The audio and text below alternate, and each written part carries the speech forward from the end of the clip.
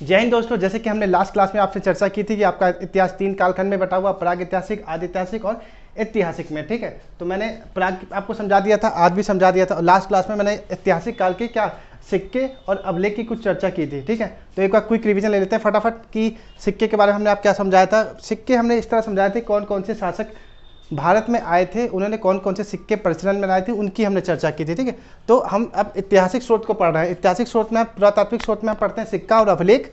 इसके हम विदेशी यात्रा भी मैंने आपको बता दी थी कि कौन कौन से लोग हमारे वहाँ आए थे, इनके बारे में मैंने चर्चा की थी। कौन लोग यूरोप से आए थे, कौन मुस्लिम लोग आए थे, कौन से आपके इटली से आए थे, इन सब की चर्चा की थी मैंने। फिर आज हम पढ़ेंगे साहित्य के बारे में, लेकिन एक बार क्या करते हैं, क्विक फटाफट रिकॉल करते हैं हर बातों को। तो मैंने पुरातात्विक में आपको क्या पढ़ा था, सिक्का पढ़ा था। सिक्का तो सिंधु घाटी जब सभ्यता थी उसमें किस प्रकार के सिक्के चलते थे, फटाफट आंसर दीजिए। तो उसमें चलते थे टेराकोटा के सिक्के। फिर आपका मौर्य काल में किस प्रकार के सिक्के चलते थे, फटाफट बताइए।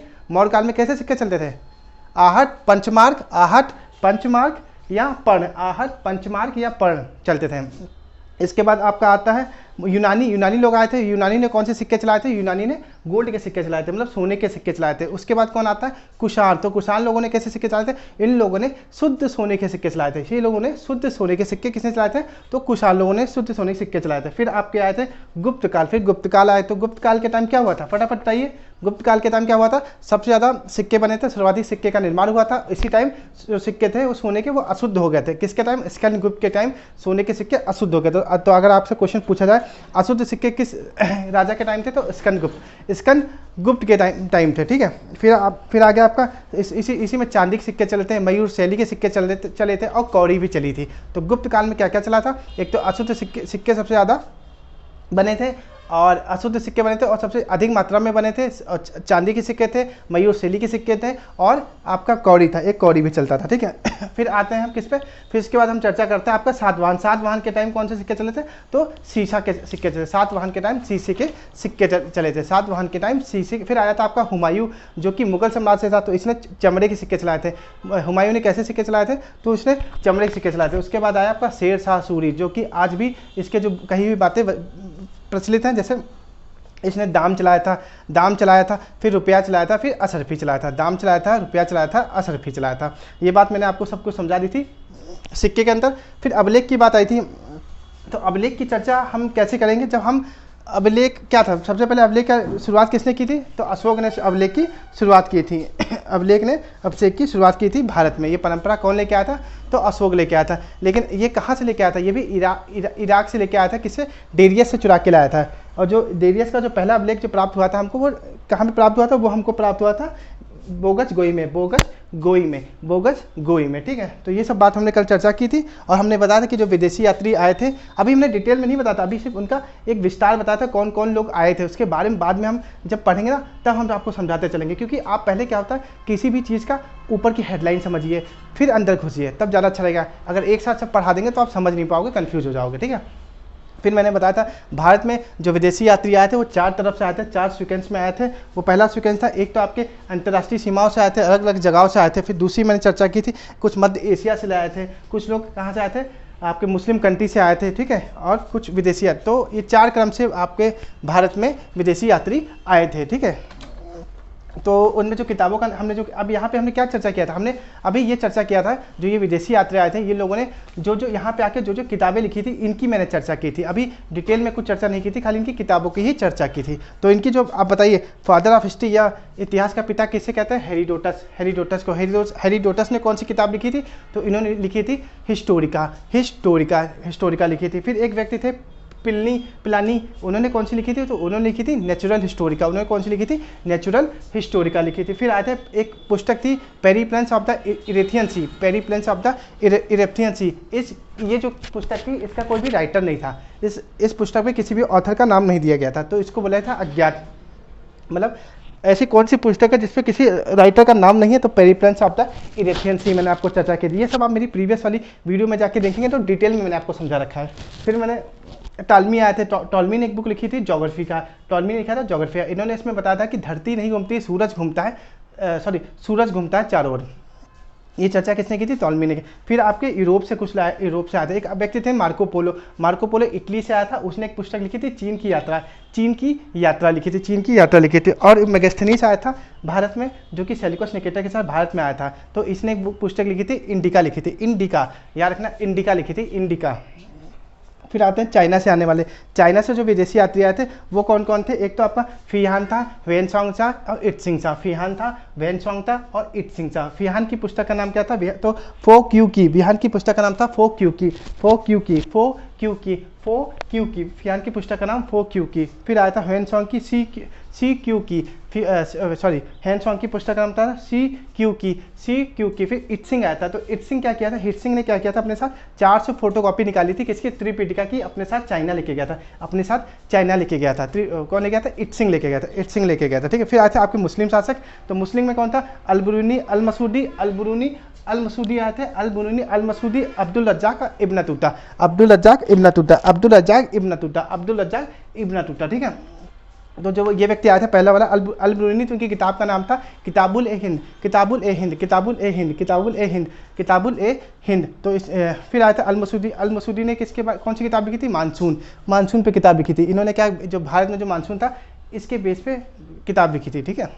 फिर आपके आते हैं अब्दुल रज्जाक, तो अब्दुल रज्जाक की किताब का नाम था मतलाए सहान, मतलाए सहान, मतलाए सहान, मतलाए सहान, मतलाए सहान, मतलाए शाहन, मतलाए शाहन, ठीक है। फिर इब्न तूता ने जो पुस्तक लिखी थी उनकी पुस्तक का नाम था रहला। इब्न तूता ने जो पुस्तक लिखी था उसका नाम था रहला। इब्न तूता ने जो पुस्तक लिखी थी उसका नाम था रहला। तो ये चीज़ मैंने सब कवर की थी विदेशी यात्रा में, अभी तक उनकी पुस्तकों का विवरण किया था। अब चर्चा करेंगे हम साहित्य की, ठीक है। तो साहित्य में हम क्या, साहित्य को हमने दो कालखंड में बांटा, एक धार्मिक और एक गैर धार्मिक, धार्मिक और गैर धार्मिक, ठीक है। तो गैर धार्मिक में किस चीज़ की चर्चा होगी? जो गैर धार्मिक यहाँ पे दिया हुआ ये गैर धार्मिक में किस चीज़ की चर्चा होगी और धार्मिक के अंदर किस चीज़ की चर्चा होगी वो हम समझेंगे, ठीक है। तो गैर धार्मिक तो बटा नहीं है, लेकिन धार्मिक आपका दो भाग में बट गया है। धार्मिक को हमने बांटा है ब्राह्मण धर्म में और जैन और बौद्ध धर्म में, जैन और बौद्ध धर्म में बांटा है धार्मिक को। तो जैसे कि आपकी जो गैर धार्मिक है, धार्मिक गैर धार्मिक में किस चीज़ का विस्तार होता है? तो गैर धार्मिक उन चीज़ों का विस्तार होता है जिसका किसी चीज़ से धर्म से संबंधित नहीं होता, जिसमें किसी भी पुस्तक में किसी धर्म से संबंधित कोई चीज़ नहीं होती है, जिसमें किसी राजा के षड्यंत्र की या उसके साम्राज्य की चर्चा की जाती है, चीज़ लिखी जाती हैं, वो सब गैर धार्मिक के अंदर आती है। लेकिन धार्मिक के अंदर, जैसे कि आप धार्मिक के अंदर एग्जाम्पल ले लेते हैं किसका? चाणक्य की अर्थशास्त्र थी, चाणक्य ने अपनी अर्थशास्त्र लिखी थी, तो किसके अंदर आएगी? वो गैर धार्मिक के अंदर आएगी, गैर धार्मिक के अंदर आएगी। चाणक्य की अर्थशास्त्र गैर धार्मिक के अंदर आएगी। और चाणक्य को एक चीज़ और बोला जाता है, कौटिल्य भी बोला जाता है, चाणक्य को कौटिल्य बोला जाता है, और विष्णुगुप्त भी चाणक्य को बोला जाता है। यह चीज़ आप लिख लीजिए कि चाणक्य को कौटिल्य भी बोला जाता है और विष्णुगुप्त ने लिखी थी। चाणक्य ने अपनी पुस्तक अर्थशास्त्र लिखी थी, अर्थशास्त्र, तो गैर धार्मिक के अंदर आती है। और एक क्वेश्चन और बनता है, भारत की पहली राजनीतिक किताब कौन सी है? तो भारत की राजनीतिक किताब की अगर चर्चा करो तो कौन सी थी? तो मनुस्मृति थी। भारत की राजनीतिक किताब कौन सी थी? तो मनुस्मृति थी। लेकिन जो अर्थशास्त्र चाणक्य ने लिखी थी ये राजनीतिक नहीं थी, ठीक है, ये राजनीतिक नहीं थी, ठीक है। इसका नाम है इस राजनीतिक जैसा लगता है, पर ये राजनीतिक किताब नहीं थी, ये चाणक्य, ठीक है। तो भारत की पहली राजनीतिक किताब कौन सी थी? अर्थशास्त्र, राजनीति से संबंधित। एक मिनट दोस्तों, पानी पी लेता हूँ।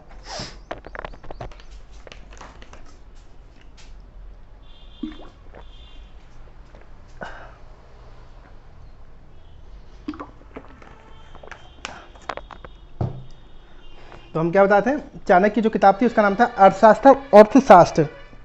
और चाणक्य को क्या कहते थे? कौटिल्य या विष्णुगुप्त, कौटिल्य या विष्णुगुप्त चाणक्य को कहते थे, ठीक है।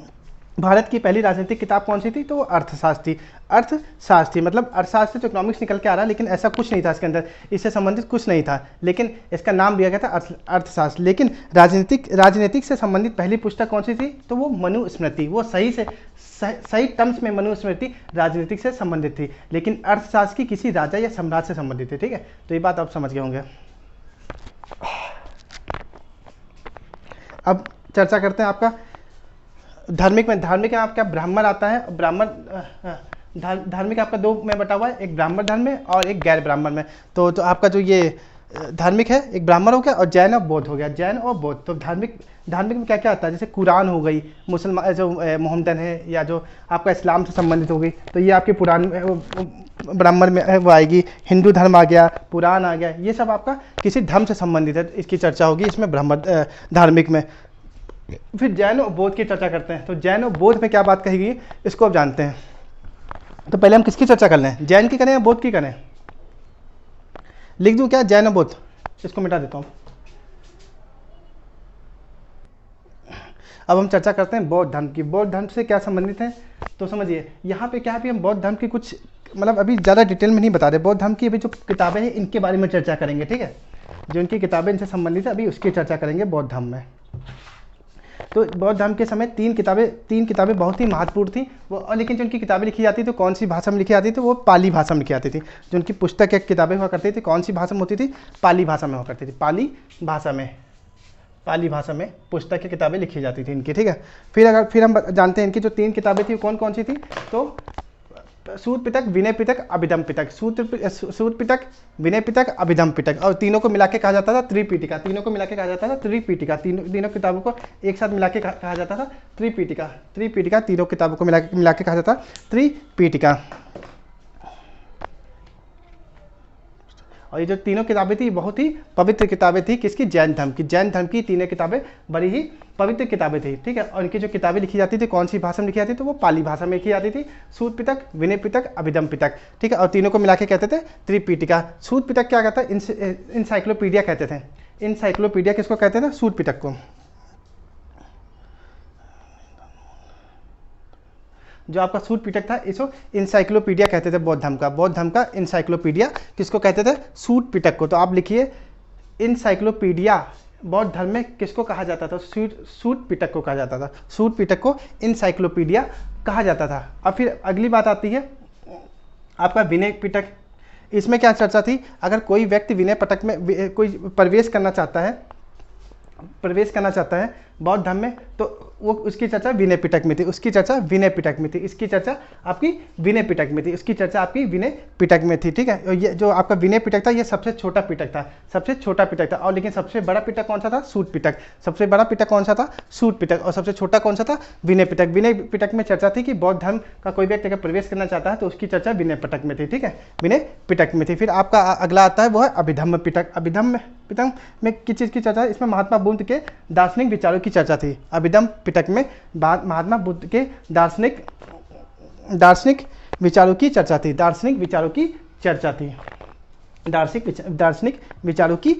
थी। तो अब आई होप ये अब आप समझ गए होंगे। तो क्या है एक बार जानिए,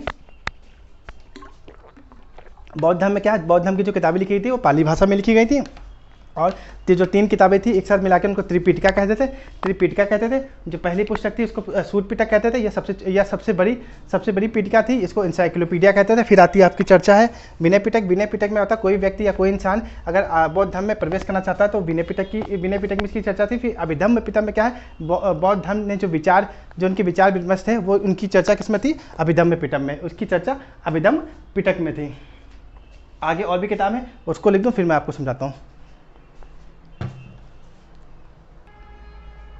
तो दोस्तों महात्मा बुद्ध की तीन और किताबें हैं उनके बारे में भी चर्चा कर लेते हैं, ठीक है। तो वो है अंगुत्तर निकाय, ललित विस्तार और जातक। अंगुत्तर निकाय हो गई, एक आपकी अंगुत्तर निकाय हो गई, फिर ललित विस्तार हो गई, फिर जातक हो गई।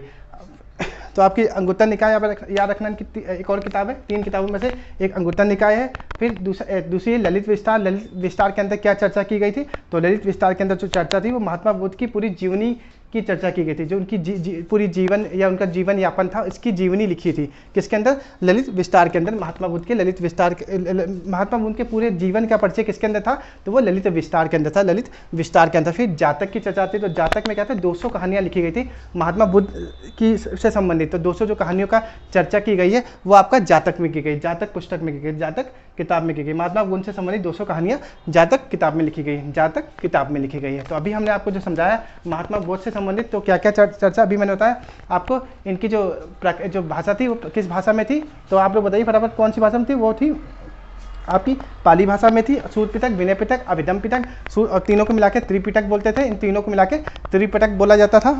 फिर इंसाइक्लोपीडिया किस पिटक को बोलते हैं, तो इंसाइक्लोपीडिया किस धर्म को बोलते हैं, इंसाइक्लोपीडिया किसको बोलते हैं, फटाफट बताइए, जल्दी आंसर दीजिए फटाफट।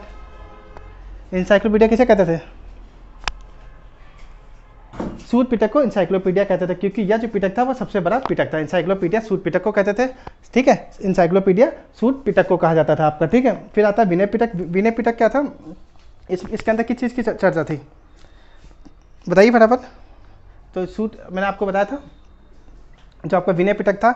अब भैया आप जब कहीं, सब एग्जाम्पल लीजिए, जब आप क्लास में एंट्री लेते हैं, मैं आई कम इन सर या मैं आई कम इन सर, अब विनती करते हैं, तो उसमें विनय, जो सूत पिटक का, जो सूत पिटक में किस चीज़ की, विनय, मतलब कि आप हाथ जोड़ के निम्न करके किसी चीज़ में प्रवेश लेते हैं, तो वो सूत पिटक के अंदर चर्चा की, सूत पिटक के अंदर उसकी चर्चा थी, ठीक है। आई होप अब आप ये बात आपको समझ में आ गई होगी। अभिधम पिटक में किस चीज़ की चर्चा थी, तो उनकी फिलॉसफी या दर्शन की चर्चा थी, फिलॉसफी या दर्शन की चर्चा थी महात्मा बुद्ध की, किसमें, अभिधम पिटक में। बाकी अंगुत्तर निकाय, ललित विस्तार, 3 और किताब थी, ये भी चर्चा करती। तो आपका जो इनके जीवनी पूरी थी महात्मा बुद्ध की, वो ललित विस्तार के अंदर थी, और जातक में क्या था, इनकी जो महात्मा बुद्ध से संबंधित 200 कहानियाँ थी, इसके अंदर थी।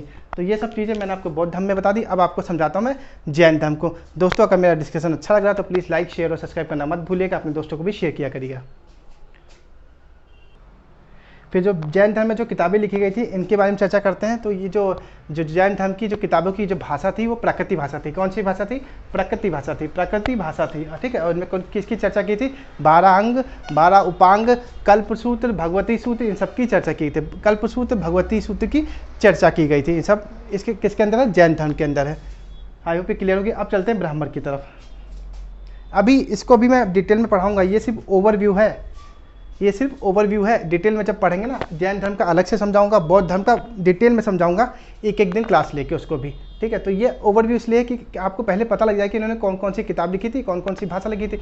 जब भी किसी चीज़ को हमें जानना होता है तो सबसे पहले उसकी हम समरी जाने, तब हम डिटेल में जाने, तो चीज़ को हम अच्छी तरह समझ पाएंगे। इसलिए मैं आपको ऐसे समझा रहा हूँ, ठीक है। तो अब आगे जानते हैं ब्राह्मण धर्म।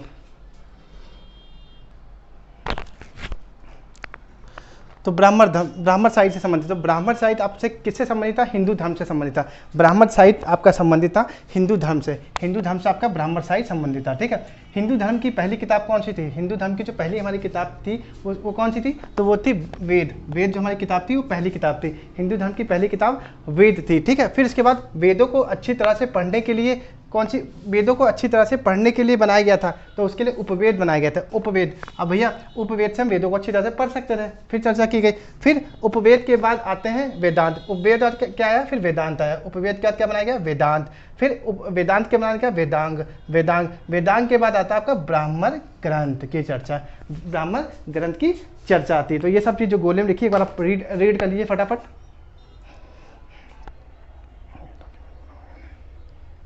अब आगे हम जानेंगे वेद आपके क्या होते हैं, जो 4 प्रकार जो 4 वेद थे, इनकी हम चर्चा करेंगे। तो फटाफट इसको लिख लीजिए या समझ लीजिए। ब्राह्मण साहित्य का संबंध है हिंदू धर्म से, और हिंदू धर्म की पहली किताब थी वेद। हिंदू धर्म की जो पहली किताब थी वो आपकी थी वेद। फिर हिंदू धर्म वेदों को अच्छी तरह से पढ़ने के लिए बनाया गया था उपवेद, उपवेद बनाए गए थे। उपवेद के बाद बनाया गया था आपके वेदांत, वेदांत के बाद वेदांग, फिर वेदांग के बाद आता है आपका ब्राह्मण ग्रंथ। अब बढ़े आगे। देखिए मैं आपको रटाने की कोशिश, मैं समझाने की कोशिश कर रहा हूँ। अगर चाहूँ तो मैं एक टॉपिक ले लूँ सिर्फ वेद और फिर आपको वो पढ़ा दूँ तो बोरिंग लगेगा। हर चीज़ को मैं सोचा को रिलेट करके पढ़ाऊँ तो आपको समझ में आएगा। देखो अभी तक मैंने क्या किया, सब चीज़ों का, अभी जितने लोग आए थे, यात्री लोग आए थे, इन सब की किताबें बता दी, लोग कौन कौन से लोग कहाँ से आए थे, ये सब मैंने आपको बता दिया। जब अब इन सब चीज़ इनके बारे में पढ़ोगे ना तो बहुत अच्छी तरह से आप समझ पाओगे चीज़ों को, ठीक है। इसीलिए मैं एक टॉपिक को सिर्फ एक ऐसे नहीं लेके चल रहा, मैं सबको एक दूसरे से जोड़ के पढ़ा रहा हूँ ताकि आपको बेटर अंडरस्टैंडिंग और आपकी समझ हमेशा बनी रहे और हमेशा चीज़ याद रहे आपकी, ठीक है। अब बढ़ते हैं अपने वेदों की तरफ। तो दोस्तों वेदों का वेद किसको कहते हैं, पुराण को वेदों का वेद कहा जाता है। अगर स्पेलिंग मिस्टेक हो तो आप लोग समझ जाना, मैं हिंदी नहीं पढ़ा रहा हूँ आपको, हिस्ट्री पढ़ा रहा हूँ, समझा रहा हूँ, ठीक है। तो वेदों को वेद किसके कहते हैं, पुराण को कहते हैं, पुराण को वेदों का वेद कहते हैं। 5वां वेद कौन सा है, पुराण है। 5वां वेद हमारा कौन सा है, पुराण है, ठीक है। और वेदों की रचना किसी ने नहीं की थी, वेदों की रचना ईश्वर ने खुद की थी, तभी वेदों को इसको क्या कहते हैं, आपुरुषय कहते हैं, आपुरुषय कहते हैं, ठीक है।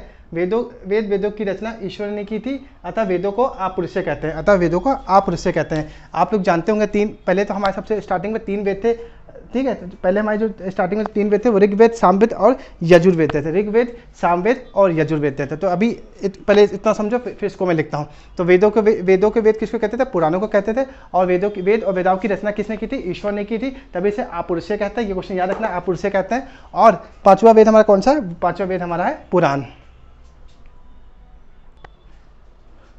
तो प्रारंभ में जो स्टार्टिंग में सबसे पहले जो प्रारंभ हुआ था, जो स्टार्टिंग में तो वेदों की संख्या कितनी हुआ करते थे? तो वेदों की संख्या 3 थी। उस वक्त वेदों की संख्या आपकी 3 थी। वो कौन कौन से थे? ऋग्वेद, सामवेद, यजुर्वेद। ऋग्वेद, सामवेद, यजुर्वेद को और इन तीनों को मिलाकर क्या कहते थे? त्रयी कहते थे। त्रयी कहते थे। त्रयी कहते थे। त्रयी किसको कहते थे? कौन कौन से इसके अंदर वेद आते थे? ऋग्वेद, सामवेद और आपका यजुर्वेद। अथर्ववेद आपका सबसे चौथा है, वो सबसे आखिरी में ऐड हुआ था, अभी उसको भी समझाते हैं। लेकिन जब तक ये 3 थे, ऋग्वेद, सामवेद, यजुर्वेद, तब इसको त्रयी कहते थे। लेकिन जब इसमें चौथा ऐड हो गया तो समझिए, जब आपके इसमें से क्या थे? ऋग्वेद, सामवेद और यजुर्वेद थे, तब इसको कहते थे त्रयी। ठीक है। फिर बाद में आ जाए, अब फिर जब आपका चौथा ये ऐड हुआ, ये पहला था, ये दूसरा था, ये आपका तीसरा था, ये आपका चौथा था। जब चौथा वाला ऐड हुआ तो हम क्या? ऋग्वेद, सामवेद और यजुर्वेद और अथर्ववेद जब मिले, ठीक है, तो उसको कहते हैं वेद त्रयी। वेद त्रयी, जहाँ पे 3 वेद मिलते हैं उसको त्रयी कहते हैं। जहाँ पे आपका चौथा यजुर्वेद मिल जाता है तो उसको बोला जाता है वेद त्रयी। ये चीज़ याद रखना आप लोग। वेद त्रयी कब कहलाए? जब उसमें यजुर्वेद मिल गया तब वो वेद त्रयी कहलाए। ठीक है। तो ये बात क्लियर हो गई। तो प्रारंभ में वेदों की संख्या 3 हुआ करती थी, तो उसको त्रयी कहा जाता था। लेकिन जैसे ही आपका अथर्ववेद ऐड हुआ तो उसको वेद त्रयी कहने लगे, वेद त्रयी कहने लगे। ठीक है। अब बढ़ते हैं आगे। अभी आपको हम थोड़ा सा इन सब चारों की थोड़ा सी डिटेल बता देंगे, लेकिन अभी इतना डिटेल में नहीं जाएंगे। अभी हम क्या करेंगे, आप लोग जानते हो ऋग्वेद के भी, वेदों के भी उपवेद होते हैं, फिर उपवेदों के भी क्या होते हैं? ज्ञाता होते हैं, ज्ञाता। और इनके ब्राह्मण ग्रंथ होते हैं, उनकी भी चर्चा करेंगे अभी आप लोगों से। ठीक है। तो अगर आपको मेरा डिस्कशन अच्छा लग रहा है तो प्लीज़ एक बार लाइक करना ना भूलिएगा। लाइक करिए, शेयर करिए, सब्सक्राइब करिए और बेल आइकन की घंटी भी दबाइए। और साथ के साथ मेरे टेलीग्राम में भी ज्वाइन करिए, क्योंकि आप लोगों का कल टेस्ट है, अब तक जितना आप लोगों ने पढ़ाई की है। ठीक है। और मैं जल्दी सोच रहा हूँ कि सैटरडे से आप लोगों के करंट अफेयर भी लेके आऊँ।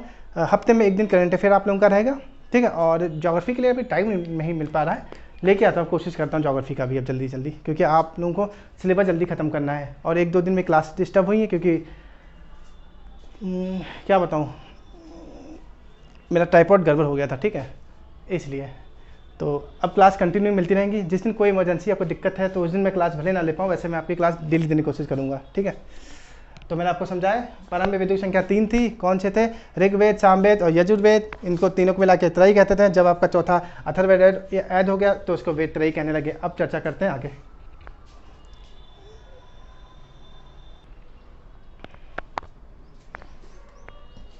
तो आपके जो पहला वेद है वो है ऋग्वेद। पहला वेद है आपका ऋग्वेद। ऋग्वेद में किस चीज़ की चर्चा की गई? चिकित्सा की चर्चा की गई। डॉक्टर से संबंधित ये सब चीज़ आती है आपका ऋग्वेद के अंदर। चिकित्सा हो गया, बीमारी हो गई, ये सब चीज़ की चर्चा आपकी ऋग्वेद के अंदर की गई है। ऋग्वेद के अंदर आपकी चर्चा चिकित्सा संबंधित हो गई।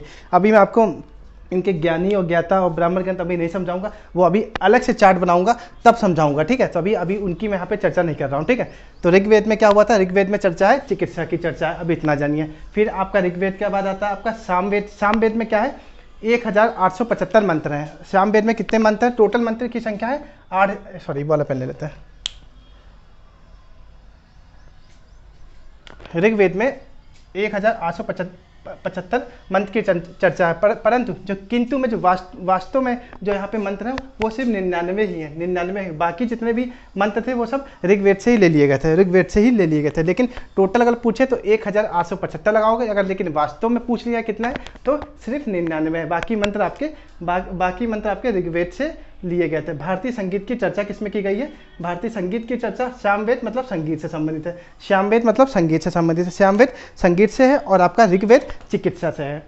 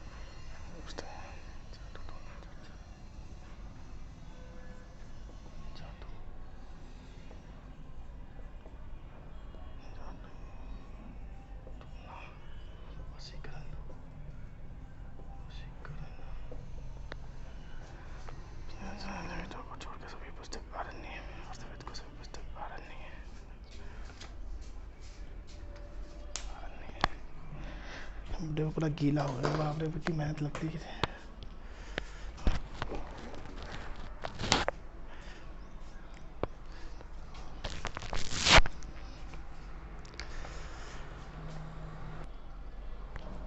तो दोस्तों अब चर्चा करते हैं अपने तीसरे वेद। जो हमारा तीसरा वेद है वो है यजुर्वेद। वो आपका है यजुर्वेद। इसमें टोटल मंत्र कितने थे? तो 1990 इसमें टोटल मंत्र थे। 1990 टोटल मंत्र थे, ठीक है। और इसमें जो चर्चा की जाती थी वो कर्म कांड से संबंधित थी। कर्म कांड से संबंधित जो बातें थी उससे पूजा पाठ हो गया, अग्निकुंड हो गया, इन सब की चर्चा आपकी थी, आपकी इसके अंदर थी, यजुर्वेद के अंदर थी। और अगर आपसे क्वेश्चन और पूछा जाता है गद्य और पद्य से कौन सा संबंधित वेद है, तो वो आपका है यजुर्वेद। यजुर्वेद आपका गद्य और पद्य से संबंधित है। यजुर्वेद गद्य और पद्य से संबंधित है। फिर आपका चौथा था अथर्ववेद। अथर्ववेद क्या है? ये जो आपका अथर्ववेद है ना, इसकी रचना सबसे बाद में की गई। उत्तर वैदिक काल में अथर्ववेद की रचना की गई थी। उत्तर वैदिक काल में अथर्ववेद की रचना की गई थी। कब की थी? उत्तर वैदिक काल में अथर्ववेद की रचना की गई थी। इसमें टोटल मंत्र कितने थे? 6000 मंत्र थे। अथर्ववेद में टोटल मंत्र 6000 थे। अथर्ववेद में टोटल मंत्र कितने थे? 6000 थे। 6000 थे, ठीक है। फिर आती है, और उसमें किस चीज़ की चर्चा थी? जादू टोना वशीकरण। जादू टोना वशीकरण, जादू वादू की बात की जाती है। या वशीकरण, वशीकरण क्या होता है? जैसे देखते नहीं भैया, गर्लफ्रेंड बॉयफ्रेंड का सीन ले लो। वो मेरी गर्लफ्रेंड मुझसे भागी जा रही है, मेरा बॉयफ्रेंड मुझसे भागा जा रहा है, जाके बाबा किसी बाबा पास पहुंच के, भैया मेरी गर्लफ्रेंड मेरे पास रुक नहीं रही है, वो बाबा वशीकरण बना के दे देंगे उसके ऊपर, या कुछ खाने को दे देंगे, खिला देंगे, ताकि वो तुम्हारी गर्लफ्रेंड जानबूझ के तुम्हारी तो भागी चला। उसको बोलते हैं वशीकरण, ठीक है। तो इसकी चर्चा आपकी अथर्ववेद में। तो एक बार फिर से पढ़ लेते हैं। तो आपका तो यजुर्वेद में आपका मंत्र 1990 है। इसमें कर्मकांड की चर्चा और उसकी अग्नि है, कर्मकांड है, हवन से संबंधित कौन सा आपका यजुर्वेद है। गद्य और पद की चर्चा यजुर्वेद पे है। फिर आपका अथर्ववेद आता है। अथर्ववेद में टोटल जो मंत्र है आपके हैं 6000 मंत्र हैं। 6000 मंत्र हैं। उत्तर वैदिक काल के समय इसकी रचना की गई थी, ये सबसे बाद में था। इसमें जादू टोना वशीकरण के बारे में चर्चा आपकी अथर्ववेद में है। अब हम समझते हैं इनकी जो ज्ञाता है, वेद है, वेदों के उपवेद है, और फिर इनके जो वो आपके क्या आते हैं ज्ञानी जो ज्ञाता वगैरह होते हैं, फिर इनके ब्राह्मण ग्रंथ जानते हैं, ठीक है। अब यहाँ से मेन कहानी चालू होती है आप लोगों की, ठीक है। तो एक बार मेरे चैनल को लाइक, शेयर और सब्सक्राइब करना मत भूलिएगा दोस्तों। कंटिन्यू करते हैं अपना टॉपिक। तो दोस्तों अभी हमने जो चर्चा की आपकी वेदों की, वेद कौन कौन से होते हैं? ऋग्वेद हुआ आपका, सामवेद, यजुर्वेद और अथर्ववेद। अब वेद के भी कुछ उपवेद होते हैं, उनकी चर्चा करते हैं। तो ऋग्वेद आयुर्वेद, ऋग्वेद आयुर्वेद, ऋग्वेद आयुर्वेद, ऋग्वेद आयुर्वेद, ऋग्वेद आयुर्वेद। ऋग्वेद का उपवेद क्या है? आयुर्वेद। ऋग्वेद का उपवेद क्या है? आयुर्वेद। फिर आपका आता सामवेद, सामवेद मतलब गाना गाना, गांधर्वेद, गांधर्वेद, गांधर्वेद मतलब सामवेद का मतलब गाना गाना, गांधर्वेद, गांधर्वेद, गांधर्वेद, गांधर्वेद। तो मैंने आपको बताया ऋग्वेद का वेद क्या है? उपवेद है, और सामवेद का क्या है? गांधर्वेद है। फिर आगे आपका यजुर्वेद, यजुर्वेद योद्धा उठो और क्या चलाओ? धनुष चलाओ। तो क्या हुआ? धनुर्वेद, सॉरी धनुर्वेद, धनुर्वेद, यजुर्वेद, धनुर्वेद, यजुर्वेद, धनुर्वेद, सॉरी यजुर्वेद का क्या हुआ? वेद, धनुर्वेद। यजुर्वेद का क्या हुआ? धनुर्वेद। फिर आता आपका अथर्ववेद का शिल्पवेद, अथर्ववेद का शिल्पवेद, अथर्ववेद का शिल्पवेद, अथर्ववेद का शिल्पवेद, अथर्ववेद का शिल्पवेद। याद हुआ आप लोगों को? तो आप फटाफट बताइए वेद के उपवेद। ऋग्वेद का मैंने क्या बताया था? ऋग्वेद का मैंने आपको क्या बताया? ऋग्वेद का मैंने आपको क्या बताया? तो ऋग्वेद का मैंने आपको बताया है, क्या बताया? जल्दी बताइए, ऋग्वेद का मैंने आप लोगों को क्या बताया? जल्दी बोलिए, जल्दी बोलिए। अथर्ववेद। ऋग्वेद का मैंने बताया आयुर्वेद, सॉरी ऋग्वेद का मैंने बताया आयुर्वेद। ऋग्वेद का मैंने आप लोगों को क्या बताया? आयुर्वेद। ऋग्वेद का मैंने आप लोगों को क्या बताया? आयुर्वेद, आयुर्वेद, ऋग्वेद, आयुर्वेद। तो ऋग्वेद का मैंने आपको क्या बताया? आयुर्वेद, ऋग्वेद, आयुर्वेद, ऋग्वेद, आयुर्वेद, ऋग्वेद, आयुर्वेद, ऋग्वेद, आयुर्वेद। बोलिए फटाफट में साथ, ऋग्वेद, आयुर्वेद। फिर चर्चा आती है आपकी सामवेद, सामवेद, सामवेद से हमने बताया गाना गाओ, गांधर्वेद, सामवेद से गाना गाओ, गांधर्वेद, सामवेद से गाना गाओ, गांधर्वेद, सामवेद से गाना गाओ, गांधर्वेद। फिर चर्चा यजुर्वेद, यजुर्वेद उठो योद्धा धनुष चलाओ, उठो योद्धा धनुष चलाओ, यजुर्वेद, धनुर्वेद, धनुर्वेद, सॉरी यजुर्वेद, धनुर्वेद, यजुर्वेद, धनुर्वेद। फिर आता आपका अर्थवेद, शिल्पवेद, अर्थवेद, शिल्पवेद, अर्थवेद, शिल्पवेद। याद हुआ? अर्थवेद, शिल्पवेद। अब हम जानते हैं वेदों के क्या ज्ञाता और उपवेदों के ज्ञाता। मजा आ रहा ना? तो लाइक करो, शेयर करो, सब्सक्राइब करो आप लोग। अब सुनो भैया लोग, ये वेद हो गया, ये उपवेद हो गया। अब हम क्या पढ़ेंगे? ज्ञाता। लेकिन ये ज्ञाता किसके हैं? उपवेद के ज्ञाता पढ़ेंगे। जितनी लड़कियां लोग ध्यान रखें, ये वेद के ज्ञाता नहीं है। वेद के ज्ञाता भी हम इधर लिखेंगे, टेंशन मतलब, वेद के ज्ञाता हम इधर लिखेंगे और उपवेद के ज्ञाता हम अलग लिखेंगे, ठीक है? तो कैसे याद रखोगे? अब आप पूछेगा, अगर आपसे पूछ लिया जाए आयुर्वेद के ज्ञाता कौन है? ज्ञाता जो भाई गलत, ज्ञाता सही लिखा है, गलत लिखा है, आप लोग लिख लेना, ठीक है? तो अगर आपसे पूछा जाए कि आयुर्वेद के ज्ञाता कौन है, तो प्रजापति बोलोगे, प्रजापति बोलोगे, प्रजापति। आयुर्वेद के ज्ञाता कौन है? प्रजापति हैं। गांधर्वेद के नारद हैं, और धनुर्वेद के विश्वामित्र हैं, और शिल्पवेद के विश्वकर्मा है, विश्वकर्मा है, विश्वकर्मा है। तो आप कैसे याद रखोगे? प्रजापति, नारद, विश्वामित्रा, प्रजापति, नारद, विश्वामित्रा, विश्वकर्मा, प्रजापति, नारद, विश्वामित्रा, सॉरी विश्वमित्र, विश्वकर्मा, विश्वमित्र, विश्वकर्मा। तो अगर सीरियल से याद रखना हमेशा, तो आपको जल्दी याद करें, प्रजापति, नारद, विश्वमित्र, विश्वकर्मा, विश्वमित्र, विश्वकर्मा। तो अगर आपसे पूछ लिया, अगर मैं आपको फटाफट पूछता हूँ, जवाब दीजिए। ऋग्वेद का उपवेद क्या है? ऋग्वेद का उपवेद क्या है? तो ऋग्वेद का उपवेद क्या है? आयुर्वेद है, आयुर्वेद, आयुर्वेद। और आयुर्वेद के ज्ञाता कौन है? आयुर्वेद के ज्ञाता कौन है? फटाफट बताइए, आयुर्वेद के ज्ञाता कौन है? जल्दी बताइए, बताइए, बताइए फटाफट। ऋग्वेद, आयुर्वेद के ज्ञाता कौन है? तो आपके जो ज्ञाता है वो प्रजापति है, प्रजापति। फिर सामवेद का उपवेद क्या है? सामवेद का बताया था मैं, सामवेद का मैंने आपको बताया गांधर्वेद। और गांधर्वेद के आपके ज्ञाता कौन है? तो गांधर्वेद के ज्ञाता है नारद। गांधर्वेद गाना कौन गाता है? नारायण, नारायण। तो नारद हुए, नारायण, नारायण, नारद हुए। फिर आगे आपके यजुर्वेद को हमने बताया, उठो योद्धा धनुष चलाओ, धनुर्वेद हुआ। और धनुर्वेद, धनुष कौन चलाएगा? विश्वमित्र चलाएगा। धनुष कौन चलाएगा? विश्वमित्र चलाएगा। फिर आपका आएगा अथर्ववेद को हमने बताया शिल्पवेद। शिल्पवेद के उद्गाता कौन है? सॉरी, शिल्पवेद के ज्ञाता कौन है? तो विश्वकर्मा है, विश्वकर्मा है। आई होप ये बात समझ में आ गई। अब हम बढ़ते हैं वेदों के ज्ञाता को जानते हैं। तो दोस्तों, अब जो आपके वेद हैं, वेदों के भी ज्ञाता जानते हैं। तो वेद, ऋग्वेद के कौन से ज्ञाता है? ऋग्वेद का होत्रे बोलते हैं, हाँ होत्रे बोलते हैं, उद्गाता होत्रे ऋग्वेद के होत्रे हो गए ऋग्वेद। फिर सामवेद का श्यामवेद मतलब उद्गाता, श्यामवेद मतलब उद्गाता। इनके श्यामवेद के ज्ञाता है उद्गाता, श्यामवेद के उद्गाता है उद्गाता। यजुर्वेद अधुर्णीय, अधुर्वेद अधुर्णीय, अथर्ववेद ब्रह्मा, अथर्ववेद ब्रह्मा, अथर्ववेद ब्रह्मा। आई होप ये बात आपको क्लियर हो गई, आप लिख लीजिए। तो वेद कौन कौन से थे? ऋग्वेद, सामवेद, ऋग्वेद हो गए, सामवेद हो गए, यजुर्वेद हो गए, अथर्ववेद हो गए, और इनके वेदों के भी उपवेद हो गए। तो आपका जो ऋग्वेद था, मैंने ऋग्वेद को बताया था, आयुर्वेद बोला था, सामवेद को बोला था, सामवेद को बोला था गंधर्वेद, अजुर और यजुर्वेद को धनुर्वेद बोला है, और आपका आ गया अथर्ववेद को शिल्पवेद बोला है। फिर आपके उपवेद के भी ज्ञाता है। तो मैंने बताया था क्या बताया आपको, प्रजापति नारद विश्वामित्र विश्वकर्मा, प्रजापति नारद विश्वामित्र विश्वकर्मा, सीरियल से याद रखना। फिर आपके वेदों के जो वेदों के ज्ञाता क्या है, तो ऋग्वेद का मैंने बताया होत्रा, होत्रे होत्रे होत्रे, सामवेद का उद्गाता, यजुर्वेद का अधर्वणीय और ब्राह्मण का अथर्ववेद। तो आई होप ये बात क्लियर हो गई थी। अब जान लेते हैं इन दोनों वेद और उपवेद के बीच में जो ब्राह्मण ग्रंथ आता है इनकी चर्चा करते हैं। तो अगर आपको मजा आ रहा है तो प्लीज़ एक बार लाइक शेयर सब्सक्राइब करना ना भूलिएगा, अपने दोस्तों को भी शेयर करिए। तो दोस्तों अब चर्चा करते हैं वेद के जो ब्राह्मण ग्रंथ हैं इनकी भी चर्चा कर लेते हैं, फटाफट इनको भी याद कर लेते हैं, फिर हम कल से पढ़ेंगे डिटेल में, ठीक है। तो एक बार मेरे चैनल को लाइक शेयर और सब्सक्राइब करना मत भूलिएगा। तो जो आपके वेद हमने बताया, ऋग्वेद, सामवेद, यजुर्वेद और अथर्ववेद, और इनके जो ब्राह्मण ग्रंथ हैं वो क्या क्या है इनकी चर्चा। तो ऋग्वेद के जो ब्राह्मण ग्रंथ हैं ऐतरेयन कोशकी और ऐतरेयन कोशकी, ऐतरेयन कोशकी, अभी मैं आपको ट्रिक भी बताऊंगा, पहले समझा देता हूँ। ऐतरेयन कोशकी, सामवेद के पंचवीस सामवेद, पंचवीस सामवेद, पंचवीस सामवेद, पंचवीस सामवेद, पंचवीस सामवेद, पंचवीस सामवेद, पंचवीस। फिर चर्चा आती है यजुर्वेद में आपके शतपथ और तैतरे, शतपथ और तैतरे, शतपथ और तैतरे, शतपथ और तैतरे, शतपथ और तैतरे। फिर आती है आपकी अथर्ववेद में क्या आती है, अथर्ववेद में गोपथ, यथर्वेद गोपथ, यथर्वेद गोपथ, यथर्वेद गोपथ। आप इनकी एक बार ट्रिक समझिए फटाफट। तो ऋग्वेद का अगर हम आपसे ब्राह्मण ग्रंथ पूछे कौन कौन से हैं, या ऐसे पूछ लीजिए ऐतरेय और कोशकी किसके वो हैं, किस वेद के ब्राह्मण ग्रंथ है, तो आप क्या बताओगे। तो इसका शॉर्टकट कैसे, अगर आप भूल गए तो कैसे याद रखोगे, तो आप याद रखना एक ए फॉर ऐतरेय और के फॉर कोशकी, ठीक है। और फिर आपका यजुर्वेद आ गया, तो उसमें सतपथ ब्राह्मण, तो इसमें लिखो सत और पथ, सा माने सतपथ और ता माने तैतरेय, ता माने तैतरेय, ता माने तैतरेय।